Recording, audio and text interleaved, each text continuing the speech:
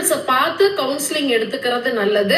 அது தாண்டி கணவர்கள் அவங்களுக்கு தான் 40 வயசாயிடுச்சு, இனிமே என்ன வந்திருக்கு, உனக்கு என்ன இப்போ அப்படின்ற தோரணையில பார்க்காம அவங்களுக்கு நிறைய எமோஷனல் நீட்ஸ் சப்போர்ட் தேவைப்படுது அப்படின்னு அவங்க கிட்ட கொஞ்சம் அட்டென்ஷன் கொடுத்தீங்க அப்படின்னா கண்டிப்பா இது மாதிரி பிரச்சனைகள்ல போய் சிக்க மாட்டாங்க.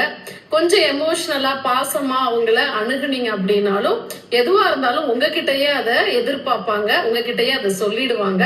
சோ நீங்க தலையில துண்டு போட்டுட்டு போற நிலைமை உங்களுக்கும் வராது. பிகாஸ் இது ஒவ்வொரு ஆணுடைய கையிலயுமே இருக்கு. ஒரு 40 வயசுக்கு மேல ஒரு மனைவி தவறு பண்றாங்க, தேவையில்லாத போய் ரிலேஷன்ஷிப்ல விழறாங்கன்ற பட்சத்துல உங்களுடைய அட்டென்ஷன் அங்க குறைஞ்சிருக்கலாம். ரொம்ப மனைவிட்ட உட்காந்து பேச முடியாத டயத்தை நீங்க குறைச்சிருக்கலாம். சோ அவங்களுக்கு அதே மாதிரி நேரத்துல ஒரு mental support, physical support and ஒரு ப்ரொஃபஷனலோட கவுன்சிலிங் இது எல்லாமே தேவைப்படுதுன்றத கரெக்டா பயன்படுத்திக்கிட்டீங்க அப்படின்னா இந்த பிரச்சனையில இருந்து வெளியில வரலாம். நன்றி.